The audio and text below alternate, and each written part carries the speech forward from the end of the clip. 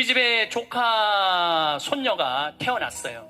이제 3살 됐는데 그 아이랑 같이 시간을 보내면은 그야말로 너무너무 재밌어요. 또 우리 누나가 만나면은 그렇게 주책스럽지 않은 여자인데 요즘 만나면은 손녀 얘기밖에 안 해요.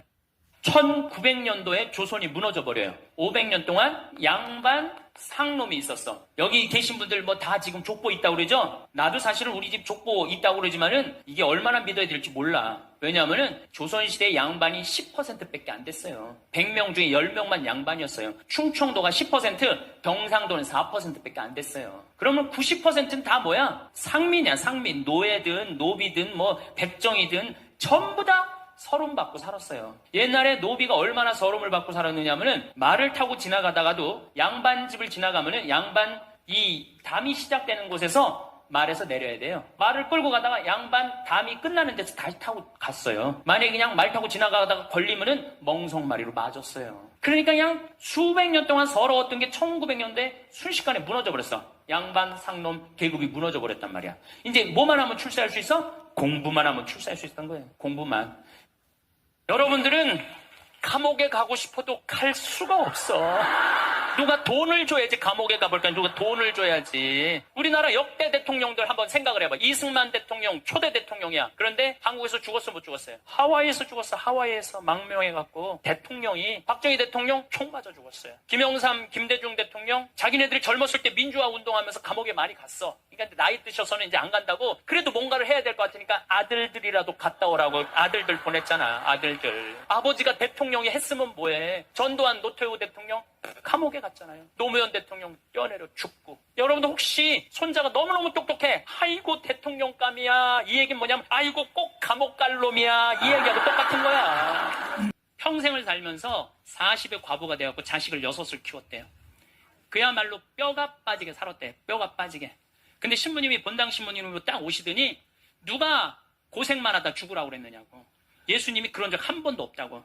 예수님은 맨날 먹고 마시고 노는 게 일이었다고. 성서에 그 말이 나와요. 저 사람은 맨날 먹고 마시고 논다. 이게 성서에 나온다니까요. 아시죠? 네, 그게 일이었던 분이야. 근데 우리는 왜 뼈가 빠지게 고생만 해야 돼? 우리도 예수님 닮으려면 먹고 마시고 놀아야지. 그래갖고 내가 성당 본당 신부할 때 할머니 할아버지들한테 그랬어요. 할머니 할아버지들 우리 제주도 여행 가자. 네. 자기 돈으로 돼갖고 여행을 안 가면 누가 돼서 가야 돼?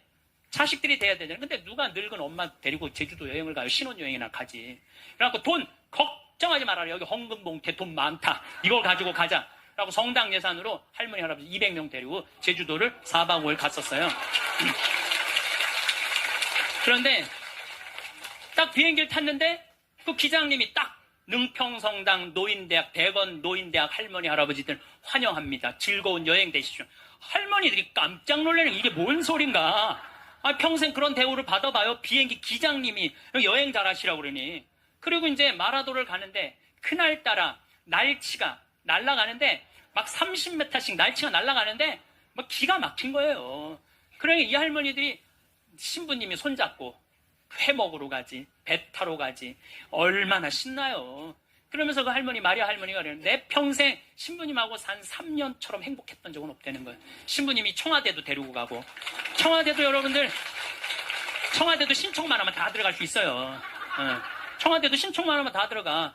그 다음에 강원도 생태마을은 내가 그 주인이니까 맨날 3박 4일씩 할머니들 데려와서 놀고, 래프팅 태워주고. 그러니까 자기는 그 3년 동안 사는 게 인생에 그렇게 행복했을 적이 없었다는 거야. 정말 성당 가는 게 소풍 가는 기분이었대. 매일매일. 제가 10년 전에 이제 강원도 평창 생태마을을 시작을 했어요. 근데 그때 사실은 주교님께서 저한테 어느 대학에 교수로 가라고 그랬어요. 근데 나는 교수보다는 평창에 가서 농사 짓고 살고 싶다. 그래서 주교님 명을 거역을 했어요. 지금 생각하면 철없었던 거였죠. 거역을 하고 내가 평창에 들어가서 이제 살기 시작했어요. 평창에 들어가서 살기 시작했는데 주교님이 반대한 거 아니에요. 평창에 가서 사는데 1년에 한 번 이제 주교님한테 신년 하례식 할 때 주교님이 물어봐요. 황 신부 거기 살만해? 너무 행복해요. 제가 이제 첫째 매주 뛰어가고 된장간장 고추장 판매하잖아요. 그럼 뭐 저기 뭐야 찾아오는 사람이 있어요. 팔릴 거 아니에요. 황 신부 그 저기 뭐야 농산물 많이 팔려? 너무 많이 팔려요. 황신부 거기 사람들은 많이 와. 첫 해는 개미새끼도 안 왔어요. 알아야지 올 거 아니에요. 근데 내가 뭐라 너무 많이 와요. 저는 제가 생태마을에 살면서 한 번도 생태마을이 사는 게 힘들다, 지겹다, 나 빨리 본당 내보내줘라 그런 소리 한 적이 한 번도 없어요. 그리고 내가 방송에 나가서든 어디 강의 가서든 나는 평창에 사는 게 너무 행복하다. 밤하늘에 별도 예쁘고 요즘은 또 이 물이 풍부해갖고 아침에 물 한 개가 피면요 아침에 일어나면 기가 막혀요. 예. 내가 좋다 아름답다는 얘기만 하니까 강의 듣는 사람들이 무슨 생각할 것 같아요? 한번 가봐야지. 한번 가봐야지. 그러니까 첫 해는 1000명 정도밖에 안 왔는데 작년에는 3만 명이 오르더니 올해는 4만 명까지 지금 왔어요. 4만 명. 사람들이 너무 많이 오는 거예요. 말이 뭐를 불러일으켜? 복을 불러일으키는 거, 복을. 근데 우리 직원들한테도 올 연초에도 회의할 때 그랬어요. 올해 느낌이 너무 좋아. 대박 터질 것 같아. 너희들 열심히 준비해. 근데 내가 우리 직원들한테 회의할 때 니네들 이렇게 하면 망한다. 니네들 똑바로 해. 망할 것 같으니까 똑바로 해. 그럼 이 직원들은요. 집에 가갖고 직장 알아봐요. 곧 망할 직장에 마음이 가겠어요? 그런데 올해 대박 터질 것 같아.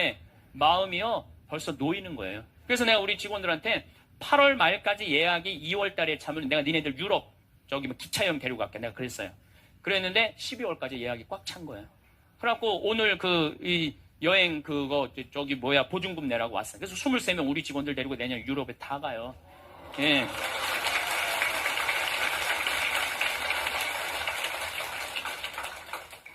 여러분들 죽음이 가까울수록 삶에 대한 애착은 더 강한 거예요.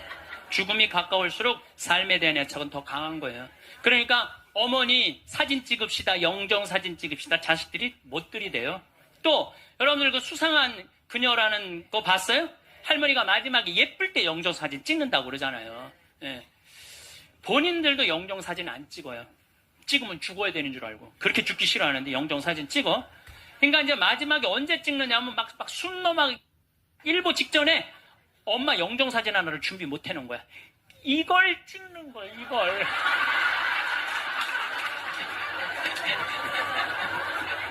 그래갖고 내가 조문을 가보잖아요? 그러면 머리 하얗고 다 이런 사진만 있어요. 안 그래도 슬픈데 이러고 있으면 더 슬프죠. 얼마나 고생을 하고 죽었길래 저러고 죽나. 여러분들 영정사진도요 제일 예뻤을 때 찍어 놓으세요. 지금도 보면 다 이뻐요. 지금 보면 다 이뻐. 그럼 예쁘게 화장도 하고 곱게 해서 뭐 머리가 하얀 분은 꽃모자 쓰면 되잖아. 꽃모자 딱 쓰고 얼마나 좋아요. 여기 어르신 남자 어르신 분들도 집에 가서 40대 50대 한번 사진 보세요. 이야 내가 이렇게 잘생길 때가 있었나? 그 사진으로 하세요. 보세요. 저기 수상한 그녀에서 그 나문희 씨가 이런 말을 해요. 내가 그래도 이쁜 얼굴로 할 때 자식들이 제사할 때 봐도 이쁜 얼굴로 보면 기분 좋다는 거죠. 근데 제사할 때 몇 년 할 건데 그냥 이런 걸로 제사를 할 때 그렇게 해요. 내 자식이 몸으로 살 놈인지 머리로 살 놈인지 빨리 판단해야 돼요. 한 3년 전 얘기인데 요셉이가 왔어요. 고등학교 졸업하고 대학을 떨어진 아이예요. 근데 대학을 떨어진지 집에서 컴퓨터 게임만 하는 거예요. 엄마가 미치는 거지. 대학도 안 들어갔지. 새벽 4시까지 컴퓨터 게임하지. 낮에는 1시에 일어나지. 그냥 미치는 거죠. 그래갖고 나한테 데리고 왔어요. 강원도 평창에. 근데 살이 얼마나 쪘는지 애가 살이 너무 찐 거예요. 살이 쪄갖고 이 눈두덩이가 안 보이는 거예요. 신부님 우리 애가 문제라고 공부는 안 하고 컴퓨터 게임만 한다고. 내가 애를 보니까 이 찢어진 눈두덩 사이로 걔 눈을 자세히 들여다보니까 애는 문제가 없더라고요. 근데 애가 살이 얼마나 쪘는지 100kg인지 110kg인지 120kg인지 130kg인지 알 길이 없는 거야. 왜 우리 생태마을의 저울은 100kg까지밖에 재는 게 없거든.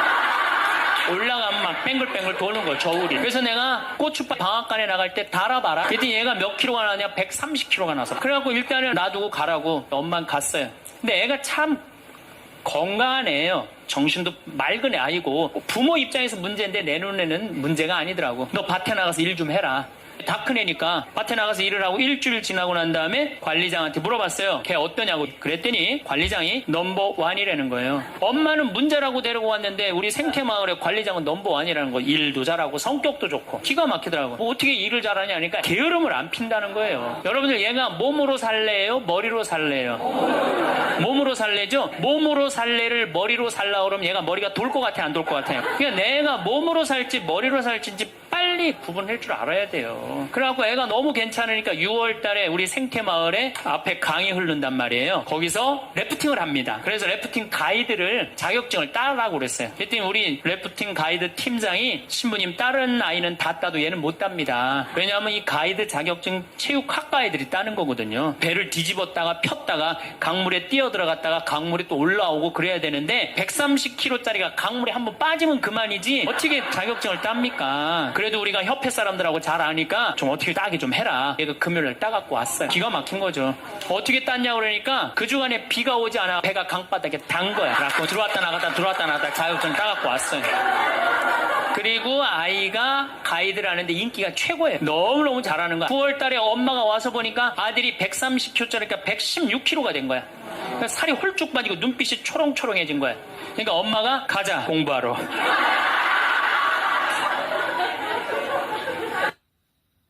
인생은 땅 따먹기하고 똑같은 거예요. 여러분도 어렸을 때 땅 따먹기 해봤어요? 안 해봤어요? 해봤죠? 땅 따먹기.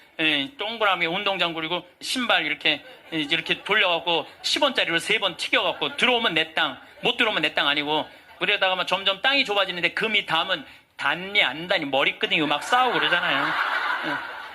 해가 뉘엿뉘엿질 때 엄마가 데리러 나와요. 철수야, 영희야, 너 해졌다. 밥 먹으러 가자. 그럼 얘네들 중에 단 한 명도 엄마 나 이거 내가 오늘 오후인데 해내 딴 땅이니까 나 이거 파갖고 들어가면 안 돼? 그리고 학교 운동장 파갖고 들어가는 애들 있어요? 손 탁탁 털고 들어가요. 그게 인생이에요. 여러분들 처음에 시집 와갖고 사글세, 월세, 전세 18평, 25평, 40평까지 넓혀갔어. 근데 하느님이 마지막 날 얘야 너 인생에 해가 졌다. 마리아야 베드로야 너 이제 들어와라. 그럴 때 하느님 나 이거 평생 딴 땅이니까 나 이거 파갖고 들어갈게요. 그리고 40평 지하로 저 무덤으로 쥐고 가는 사람 있어요 없어요? 손 탁탁 털고 들어가요. 손 탁탁 털고 들어갈 걸 그걸 왜 못 쓰고 벌벌벌벌 떠냐 이거야. 집 잡혀서 여행도 다니고 어려운 사람도 도와주고 맛있는 것도 사 먹고 그리고 즐겁게 살다가 죽으면 되지. 그걸 그냥 아까하고 뒷방에서 벌벌벌벌 떨다가 죽어. 여러분들한테 보너스 하나 꼭 하시라고 돈 안 들고도 할 수 있는 보너스. 내년 뭐 나중에 얘기지만은 내년 3월 25일부터 4월 20일 사이에 여기 해화동 서울대학병원에 가세요.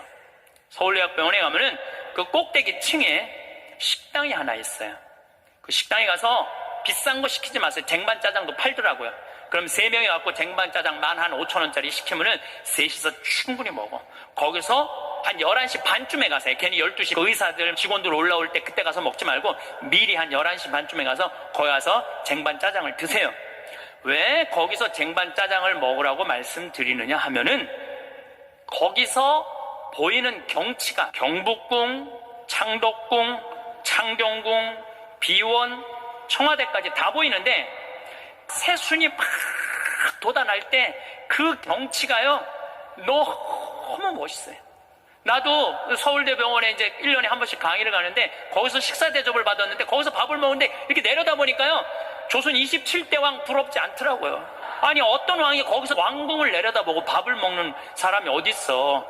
꼭 기억하셨다가 내년에는 돈 드는 게 아니야. 그냥 전철 타고 가서 그냥 들고 올라가서 몸빼바지 입지 말고 그날은 좀 럭셔리하게 입고 내려다 보세요. 얼마나 아름다운가. 조선의 왕궁이 얼마나 멋있는가. 돈 안 들고도 볼 수 있는가. 정말 그런 데가 없어 세상에. 그런 데 가세요. 그리고 우리나라는 그렇게 멋있는 데가 너무 많아요. 너무 많아요.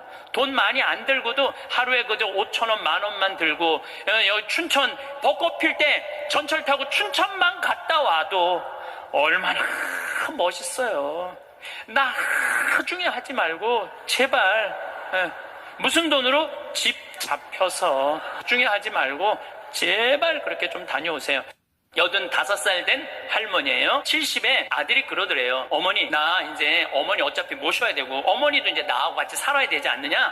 그러니까 나 5천만 원 있고 어머니 3억 있는데 그 돈 나한테 주면은 내가 아파트 분양받아서 어머니 모시고 살겠다고. 자기는 5천만 원 투자하고 엄마는 3억 투자하고 자기가 모시고 살겠다고. 자기가 들어가서 사는 건데 말은 자기가 모시고 산다고. 근데 이 할머니가 이런 생각이 들었대요. 내가 살면 얼마나 사나? 아들이 아파트 얻겠다는데, 그래서 그 3억을 주고 들어가서 살기 시작했대요. 여러분들, 나이를 먹어서 자식이 내 집에 들어와서 사는 거랑 내가 자식 집에 들어가서 사는 거는 하늘과 땅 차이예요. 만약에 자식이 들어와서 사는데 마음에 안 들잖아요? 나가라고 그러면 돼. 근데 만약에 내가 자식하고 같이 살겠다고 합쳤는데 자식이 너무 마음에 안 들어, 며느리가 너무 마음에 안 들어. 그리고 대개 80된 분들은 며느리가 몇 살쯤 되냐면 60살쯤 돼요. 이 60살쯤 되는 며느리는 눈에 뵈는 게 없는 사람들이에요. 그럼 누가 나가야 돼? 80살짜리가 들고 나가야 돼요. 이게 현실이에요, 현실. 제가 며칠 전에도 들은 얘기예요. 6억을 들고 할머니가 아들 집으로 들어갔대요. 6억을 들고 들어가든 60억을 들고 들어가든 그건 아무 상관이 없어요. 자식 집에 들어가서 사느냐 안 사느냐, 그게 중요한 거예요. 그런데 6억을 들고 들어갔는데 냉장고에 있는 사과도 마음대로 못 먹겠다. 왜냐하면 이거 혹시 며느리가 손자 주려고 갖다 놓은 거 아닌가. 그래서 전화를 했는데요. 얘야, 나 이거 먹어도 되느냐고. 왜 그러고 사느냐 이거예요. 그냥 혼자 편안하게 6억짜리면은 3억짜리 아파트 가고 3억은 은행에다 넣어놓고 한 달에 100만 원만 써도 30년을 먹고 살 수 있는데 왜 그렇게 사느냐 이거예요. 그리고 이제 여러분들의 인생의 주인공은 누구냐면 여러분들이에요. 자식이 여러분들 효도할 수 없어요. 이제는 효도는 할 수 없는 세상이에요. 제가 아주 단언을 합니다. 여러분들 효도는 할 수도 없고 받아 먹을 수도 없는 세상이에요. 생각을 해봐요. 여러분들 110살까지 산다고 생각을 해봐. 110살 먹은 엄마가 90살 먹은 아들한테 전화해갖고 얘야, 너 왜 나 요즘 안 찾아와? 그러면은 90살 먹은 아들이 당황스러울 거예요. 엄마 아직도 안 죽은 건가? 죽었는지 안 죽었는지 지금 헷갈리는데, 가끔씩 엄마가 전화해갖고 너 왜 나 안 찾아오냐면 아들이 90살 먹은 아들이 당황스러울 것 같아, 안 당황스러울 것 같아요? 살았는지 죽었는지도 몰라요. 막말로 여기 계신 분들 지금 8, 90된 어머니 하루에 몇 번 생각해요? 일주일에 한 번도 생각 안 할 때도 많을 거예요. 근데 엄마는 오로지 자식만 생각하는 거야. 왜? 자기 인생을 살 줄 몰라서 그러는 거예요. 자아실현이 뭔지 몰라서 그러는 거예요. 자아실현. 자기 인생을 산 사람은 자식이 있든 없든, 자식이 찾아오든 안 찾아오든 아무 상관없이 자기 인생을 살아요. 근데 자기의 삶이 없는 사람은 오로지 자식만 쳐다보고 110살 때도 90살 먹은 아들한테 너 왜 나 안 찾아와? 나 너밖에 없는데. 그럼 아들이 엄마가 지금 죽었다가 살아난 건지 살았다가 죽은 건지 이거 헷갈린다니까요, 아들이. 이제는 효도는 없는 시대. 이렇게 내 청춘 50이 됐어, 내가.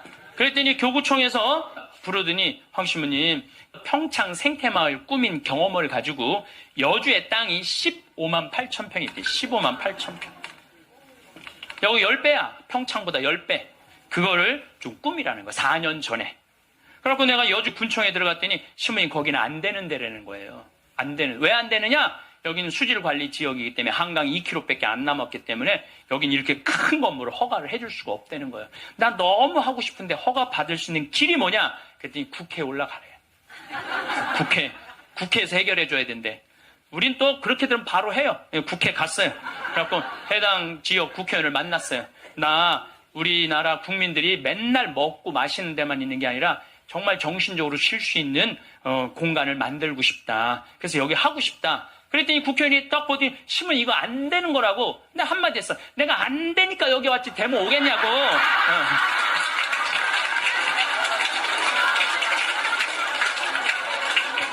그때 마침 그 국회의원이 아주 열심한 천주교 교우였어. 고민을 많이 하더라고요. 그러더니 군수님하고 얘기를 해보고 연락을 드리겠다고. 그래서 이제 기다렸죠. 일주일 후에 연락도 빨리 오더라고. 아주 능력 있는 국회의원이야, 보니까. 신부님, 우리가 군수님하고 거기 이제 폐수 처리 용량이라는 게 있어요. 그거를 할당을 해주기로 했다고. 열심히 해보시라고. 나는 그냥 그러면 끝나는 줄 알았어요. 너무 좋았는데 이게 또 다시 허가 기간이 경기도청으로 넘어가는 거야. 경기도청에 가니까 이게 또 난감한 거야. 근데 마침 내가 또 경기도 기관장들한테 아침 먹고 하는 강의를 했었어요. 도지사 있고 법원장, 경찰청장, 세무서장, 국회의원들, 무슨 시장들 다 모였는데 강의를 아침에 하는데 끝나고 난 다음에 도지사님이 차 한 잔 마시자고 그래서 마시면서 이 도지사님이 그러더라고요. 신부님, 되게 기관장들이기 때문에 아침 먹고는 다 간대. 근데 끝까지 들은 게 신부님이 처음이라는 거야. 신부님 너무너무 우리한테 유익한 강의를 해줘서 너무너무 감사하다고. 혹시 필요한 거 있으면 말을 하라고. 그래서 내가 필요한 거 있다고. 내가 지금 여주에 생태마을을 꾸미는데 이게 너무 힘들다. 그랬더니 도지사님 다 알아듣더니 바로 환경국하고 얘기를 하더니 막 행정실장 부르더니 일사천리로 그 자리에서 또 군수님한테도 전화해요. 신부님 하는 일 도와주라고. 그래서 너무 나는 또 그러면 끝나는 줄 알았어. 그랬더니 그거보다 더 어려운 기관이 뭐냐면은 한강유역관리청이에요. 거기서 부정적인 의견이 나오면 안 되는 거예요. 거기 갔는데 안 된다는 거예요. 다 안 된다는 거예요. 그래서 갔는데 그 이제 판시관이 7급 공무원인데 여자야. 남자는 이렇게 쑤시고 저렇게 쑤시면 어떻게 되는데 여자는 뭐 어떻게 할 길이 없잖아요. 그래갖고 신부님 여기는 안 되는 이유를 쭉 설명을 하더라고요. 인간이라는 게 복잡한 것 같아. 근데 옛날에는 이렇게 복잡해도 몰라도 됐어요. 그냥 참고 살고 그냥 견디고 살고 성당에서 십자가 생각하고 참으라고 그러면은 그냥 참고 그리고 20년 전만 해도 남편이 때려요, 남편이 바람 펴요 그러면 저도 그랬어요. 참고 살으라고. 왜? 좀만 참으면 죽으니까 그냥 죽으니까 참고 살라고 그랬어요. 그 옛날엔 더 했죠. 그 옛날에는 뭐 100년 전, 200년 전에는 참고 살면 둘 중에 하나 아무나 빨리 죽으니까. 근데 요즘은요. 한 40살 된 사람이 남편이 때려요, 바람 펴요, 빚만 만들어놔 이러면요. 참고 살라고 얘기하기가 참 두려워요. 왜냐하면 참고 100년을 더 살아야 되는데 그거는 또 다른 형벌이거든요. 그러니까 여러분들도 이제는 남자라는 이 동물을, 짐승을, 종자를 이해를 하셔야 돼요. 남편을 이해하라는 게 아니에요. 남자가 생겨먹은 게 어떻고 또 여기 있는 우리 형제님들은 여자가 생겨먹은 게 그러면 훨씬 좀 덜 싸울 거예요. 덜 크크크 치치치 크크크가 된다니까. 어떤 할아버지가 갑자기 심장마비로 죽었어요. 얼마나 할머니가 좋아. 심장마비로 죽었으니.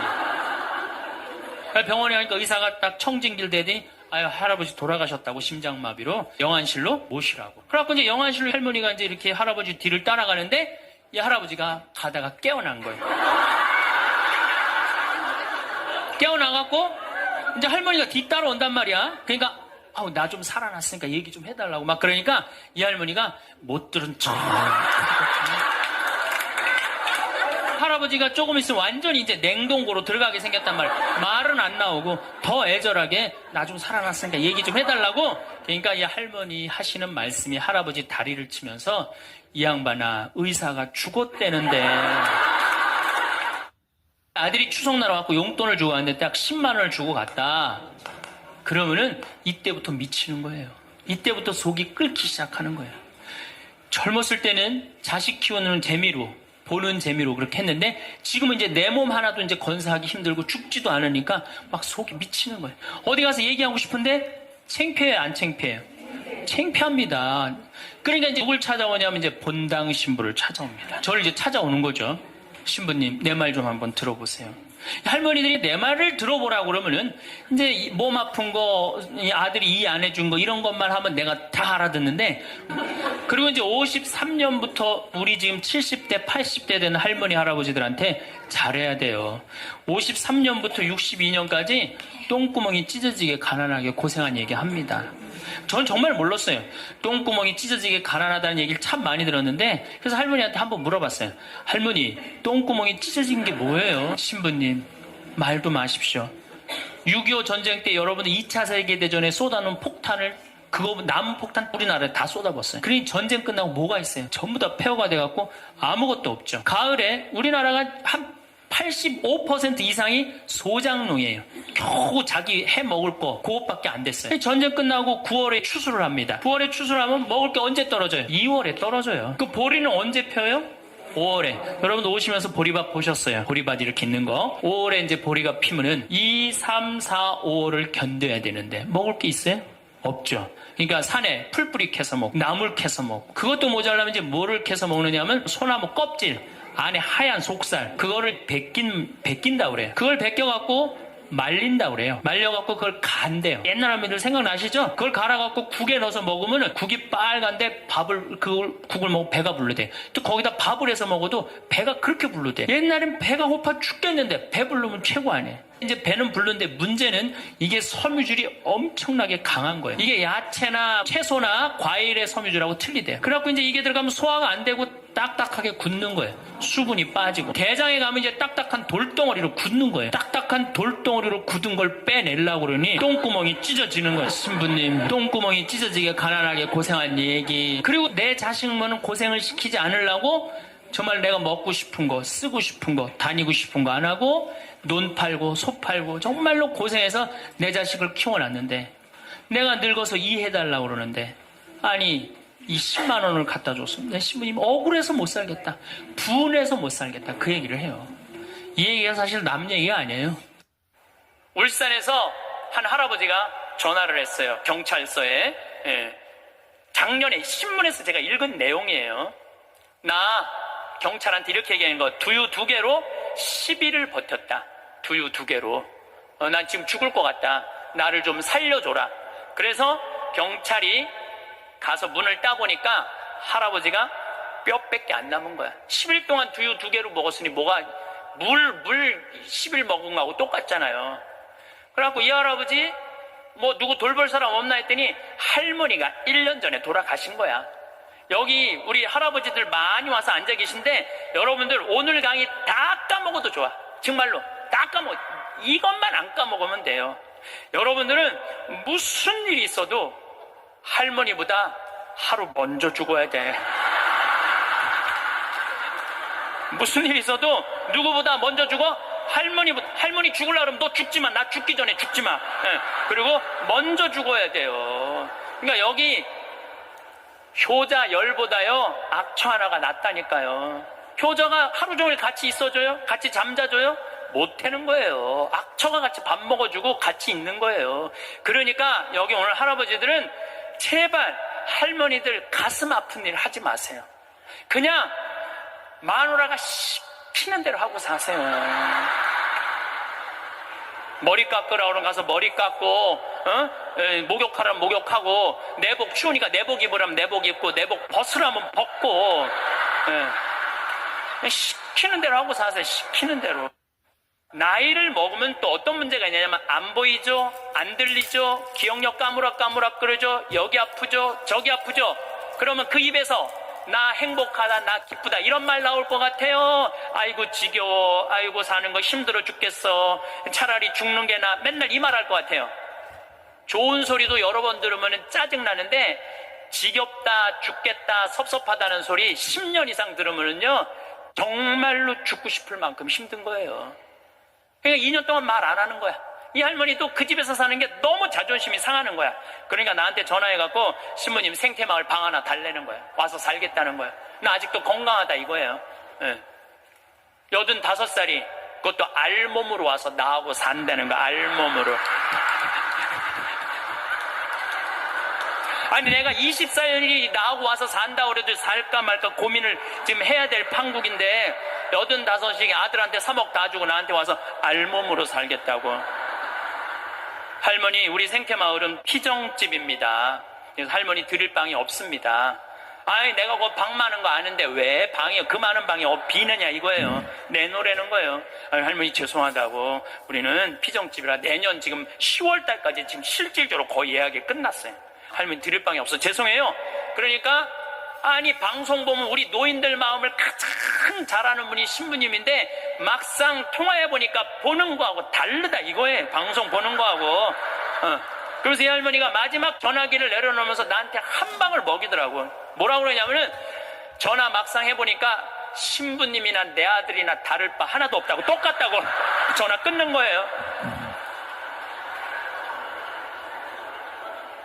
이 할머니는 정말로 어디다 마음 둘 데가 단 한 군데도 없죠. 만약에 이 할머니가 3억을 그대로 가지고 있었다면 그 서름 안 받았을 거예요.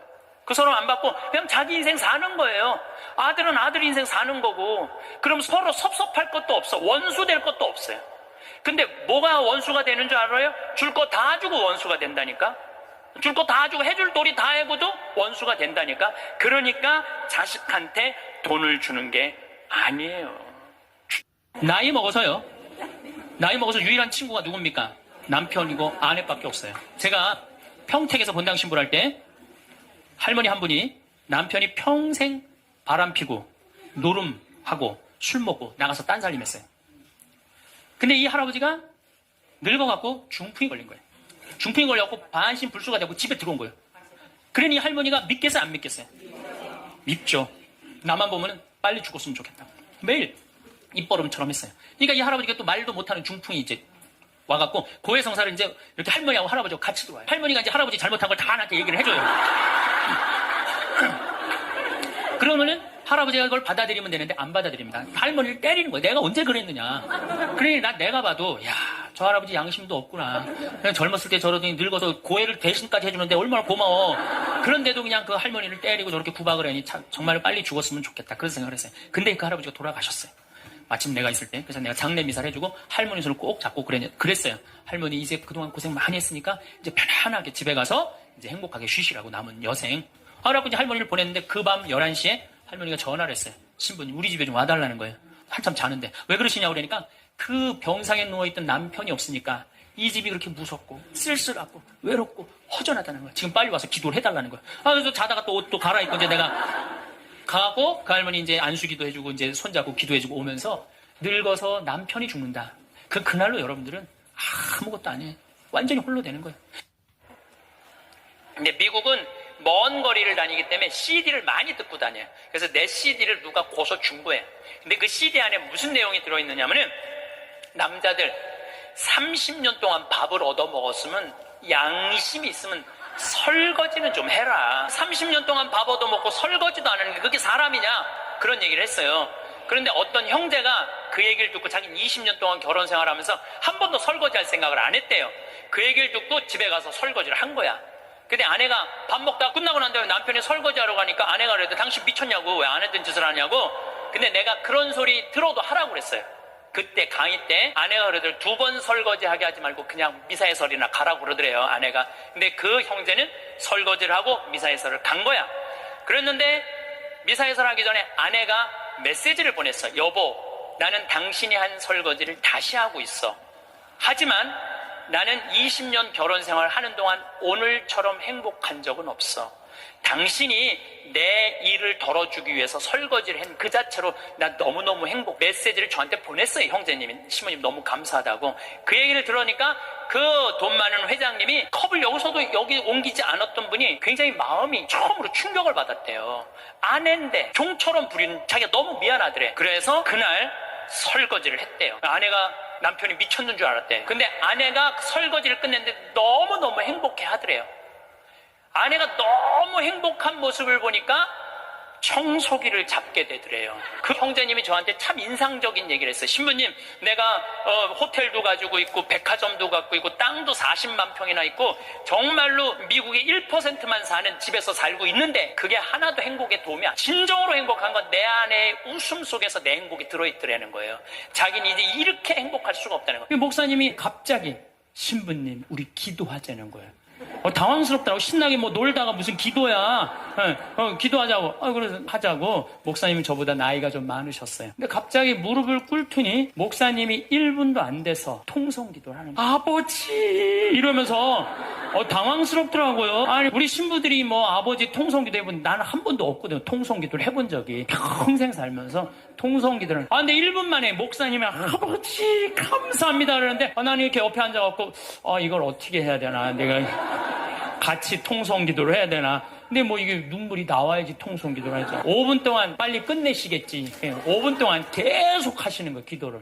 끝날 것 같지가 않은 거야, 내가 보기엔. 근데 옆에서 너무 애절하게 기도를 하니까요, 나도 이거 열심히 해야 되나 보다 이런 생각이 들어갖고, 목사님은 가슴으로 기도하지만 나는 머리로 기도하잖아요. 그래서 예수님 감사합니다. 내가 수술하고 이렇게 당신 길을 걸으니까 너무 행복하다고. 나자렛에서부터 다볼산 지나고 가나, 나인 뭐 이런 거 지나면서 밀반, 뭐 겨자, 예수님은 여기 막 가시관한 그 사과, 그게 그렇게 아프더라고 해보니까. 그런 거 하는데 옆에서는 계속 아버지 그러면 막 그냥 분위기가 뭐 이상한 거예요. 분위기가. 나도 그렇게 기도를 한 5분 10분 하는데 머리끝부터 뜨거워지기 시작하는 거예요. 머리끝부터 막 뜨거워지는데 배가 뜨거운 거예요. 그래서 이렇게 배가 왜 뜨거우죠? 그리고 한 30분 동안은 계속 그냥 아버지하고 통성 기도, 옆에서는 하느님 왜 그러죠? 이 배가 왜 이렇게 뜨겁죠? 그런데요, 그거 기도가 끝났는데 그날 이제 호텔에 가서 잠을 자는데요. 저 2년 만에 처음으로 한 번도 배 안 아프게 밤 한 9시부터 다음날 6시까지 그대로 잔 거예요. 다음날 일어났는데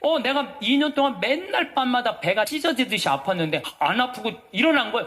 가만히 있어봐. 내가 어젯밤에 한 번도 배가 안 아팠는데 이상하다? 그날 이후부터 오늘 딱 거의 1년이 지났는데 한 번도 배가 안 아픈 거예요.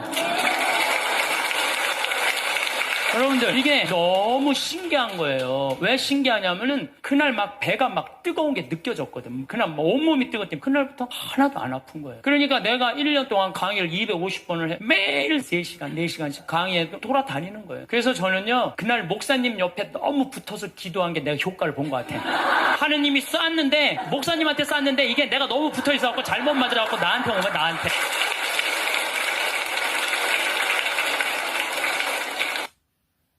이게 이제 50대 된 여인한테 이제 저 여인이 인생을 어떻게 살았느냐 안 살았냐가 딱 보여요. 50대 된 여인이 막 항상 웃고 그런 얼굴은요 50대 되면 얼굴 뭐 오똑하고 눈 이거 다 똑같아. 얼굴이 그 얼굴을 다. 그런데 늘 웃고 살아온 자매는요 참 예뻐요. 편안해 보이고 주름이 한 560개 정도 이렇게 탁 하면서 얼굴이 굉장히 편안해져요. 근데 이게 안 웃은 여자는 주름이 17개밖에 안 생긴대요. 그러니까 560개면 자갈자갈자갈하니 이쁜데 부담스럽지 않은데 17개면 얼마나 부담스러워요. 이마에 칼자국 나인 거지 쫙 굵은 주름 여기 쫙. 이 사람은요 웃어도 무서워요. 예, 웃어도 무서워요. 그러니까 여러분도 웃으면서 사세요. 미국 애들은 초등학교 애들이 우리나라 애들은 5시간 반 공부하는데 미국 애들은 초등학교 애들이 하루에 몇 시간 공부하느냐면 2시간 반 공부해. 그러니까 이거는 공부하는 흉내만 내는 거야. 그 얘네들은 계속 먹고 마시고 노는 거예요. 계속. 제가 미국 강의를 가보면은요, 얘네들이 하는 거는 정말로 먹고 마시고 노는 일이에요. 유럽, 북유럽 애들은 말할 것도 없고 학교 가서도 계속 놀아요. 우리처럼 학원 가고 영어, 수학 막 계속 뭐 글쓰기, 뭐 웅변 그런 걸 하는 게 아니라니까요. 그런데 놀랍게도 핀란드 고등학생은 하루에 4시간 공부하는데 우리나라 애들은 하루에 8시간 반을 공부를 해요. 그런데 수학 점수가 핀란드 애들은 544점이고 우리나라 애들은 542점이에요. 4시간 공부하는 애들하고 8시간 반 공부하는 애들하고 수학 시험을 보는데 누가 더 잘 보느냐면은 핀란드 애들이 훨씬 잘 본다는 거예요. 이게 무슨 얘기냐면 여러분들이 자녀들 학원 보내는 거 다 쓸데없는 데다 보내고 있는 거예요. 그 시간에 애들이 학원 가서 뭐 할 것 같아요? 휴대폰 갖고요 게임하고 친구들하고 노는 거예요. 그 시간에 애들 학원 가 있다고 여러분들이 그걸 교육이라고 생각하는 이 대한민국이 불행한 거죠. 저는 이 가장 잔인한 부모가 자식 판검사 만드는 부모가 가장 잔인하다고 생각해요. 여러분들 판검사 되려고 그러면요 태어나서부터 공부하기 시작해야 돼 얘네들. 그리고 초등학교 중고등학교 때 해가 뜨는지 달이 뜨는지 모르고 살아야 돼요. 그러니까 얘네들은 행복이 뭔지 잘 모르는 애들이야. 그리고 엄마 나 좀 놀러 좀 갈 거야 친구들하고 이번 토요일. 이놈의 새끼 놀러 갈 시간이 어딨어. 너 공부 열심히 해서 서울대학 들어가고 삼성에 취직해서 그때부터 너 행복해. 여러분 1살부터 30살까지 안 행복한 애가 삼성에 들어가는 날부터 행복할까요? 저는 그런 일은 없다고 생각해요. 그냥 쭉 행복한 애가 행복하게 사는 거예요. 그래갖고 판사가 됐어. 그러면은 미래가 창창하고 앞날이 활짝 펼쳐질 것 같아요. 만나는 사람이 누구냐면은 살인범, 강간범, 사기꾼, 강도들 만나는 거예요. 평생. 여러분들 사람이요 누구를 만나고 사느냐에 따라서 그 사람의 행복의 질이 결정돼요. 누구를 만나고 사는. 아니 판사 재판을 해야 되는데 집에 와서도 저놈이 정말 죽였을까 안 죽였을까 이런 생각을 평생 하고 사는 판사가 뭐가 부러워요. 그리고 자기 자식 판사로 밀어넣는 부모가 훌륭한 부모예요? 저는 그렇게 생각하지 않아요. 하고 싶은 일을 하고 살아야 돼요. 사람은 하고 싶은 일을. 나이 먹어서 유일한 친구가 누굽니까? 남편이고 아내밖에 없어요. 제가 평택에서 본당 신부를 할 때 할머니 한 분이 남편이 평생 바람 피고 노름하고 술 먹고 나가서 딴살림 했어요. 근데 이 할아버지가 늙어갖고 중풍이 걸린 거예요. 중풍이 걸려갖고 반신불수가 되고 집에 들어온 거예요. 인간이라는 게 복잡한 것 같아. 근데 옛날에는 이렇게 복잡해도 몰라도 됐어요. 그냥 참고 살고 그냥 견디고 살고 성당에서 십자가 생각하고 참으라고 그러면은 그냥 참고 그리고 20년 전만 해도 남편이 때려요, 남편이 바람 펴요 그러면 저도 그랬어요. 참고 살으라고. 왜? 좀만 참으면 죽으니까 그냥 죽으니까 참고 살라고 그랬어요. 내가 잘 아는 요양병원 의사가 저한테 해준 얘기예요. 93살 먹은 엄마야. 뇌졸중 걸린 엄마예요. 근데 이 엄마가 뇌졸중이 걸려고 네가 누군지 내가 누군지도 모르고 대소변도 못 가리는 분이에요. 그런데 70살 먹은 딸이 와서 엄마한테 요양병원에 와갖고 죽을 먹이면서 한 숟갈 먹일 때마다 그러더래요. 죽어. 죽어. 제발 죽어. 그러더래요. 그래서 의사 선생님이 물어봤대요. 왜 엄마한테 죽을 먹이면서 죽으라고 그러느냐고. 그랬더니 70살 먹은 딸이 눈물을 흘리면서 이런 말을 하더래요. 의사 선생님, 우리 자식 나이가 지금 75, 73, 68이라는 거예요. 근데 엄마가 91살에 쓰러진 거야. 91살에 쓰러져서 뇌졸중에 걸린 거, 똥오줌도 못 가리시고. 그래서 이제 자식이 네가 모실래, 내가 모실래. 그런데 누가 모시냐. 우리도 지금 자식한테 눈치 보고 사는데 90살 먹은 엄마를 어떻게 모시느냐. 그럼 돈을 모아갖고 병원 돈도 없다. 근데 마침 이 어머니가 7천만 원짜리 전세에 사셨대요. 자, 그러면 어머니가 살아서 돌아올 일은 없다. 그러니까 이 전세를 빼자. 빼서 요양병원에 어머니를 넣으면은 어머니가 얼마나 사시겠느냐. 4천만 원은 병원비로 쓰고 3천만 원은 장례비로 쓰자. 합의를 봤대요. 근데 여러분들 이걸 아셔야 돼요. 요즘 할머니, 할아버지들 돌아가실 것 같아요. 요양병원에 모시잖아요. 의술이 얼마나 좋은데요. 의사들이요. 안 죽여요. 살려내요. 그래갖고 살려내갖고 할머니가 2년을 계신 거야. 근데 7천만 원을 다 썼어요. 이제는 병원에서 모시고 가라. 모시고 가라 그랬더니 못 모신다. 아니면은 이 돈을 50만 원씩 내라. 그것도 못 내겠다. 원수 돼갖고 안 만난 거야. 자식은 원수 만들어 놓고 본인은 돈이란 돈은 다 까먹고. 그러니까 그렇게 살아서 뭐 하느냐. 차라리 죽어. 그렇게 먹이더래요. 눈물을 흘리면서. 이게 남 얘기가 아니에요. 이게 우리 얘기예요. 지금 우리가 영국의 파이낸셜 타임즈에서 뭐라고 그랬냐면은 대한민국은 과도한 사교육비가 노후 대책을 갉아먹는다고 그래요. 우리나라가 지금 참 행복한 여건을 가지고 있는 나라인데 너무 많은 이 사교육비 때문에 내 노후 대책을 준비하지 못하는 거예요. 그렇다고 자식들이 효도를 끝까지 할 수 있는 게 아니잖아요. 그러니까 내 남은 노년은 누가 책임져야 돼? 내가 책임져야 돼요. 전화가 왔는데 내가 모르는 번호야. 너무 이쁘고 젊은 여자가 신부님 저예요 그러는 거예요. 아니 내가 누군지 어떻게 알아. 실례하지만 누구시냐고. 그랬더니 신부님 섭섭해요. 제 목소리를 벌써 잊으셨어요 그러는 거예요. 저 마리아예요 그러는 거예요. 우리가 그 자매야. 신부님 나 죽으면 안 돼요 이랬던 자매인데 신부님 제가 요즘 너무 건강이 좋아지고 너무너무 행복하다고. 뭐가 행복하냐 그러니까 드디어 파마를 했다는 거예요. 암 환자들 꿈은 파마하는 거 아니에요. 그 자매가 이뻐요. 되게 암 걸리는 사람들 특징이 뭐냐면 이뻐요. 암 걸린 사람들이 왜 이쁜지 알아요? 이쁘니까 승질을 못 내잖아요. 이쁜 척 해야 될 거 아니야. 그러니까 화나는 일이 있어도 다 참고 사는 거야. 그러니까 이쁜 사람들이 암에 많이 걸려요. 또 법 없이도 사는 사람들이 암에 많이 걸려요. 그게 다 암이 되는 거예요. 그걸 참고 사느냐고. 근데 3개월 만에 돌아가신다는 분이 지금 3년째 살고 있어요. 지금까지도.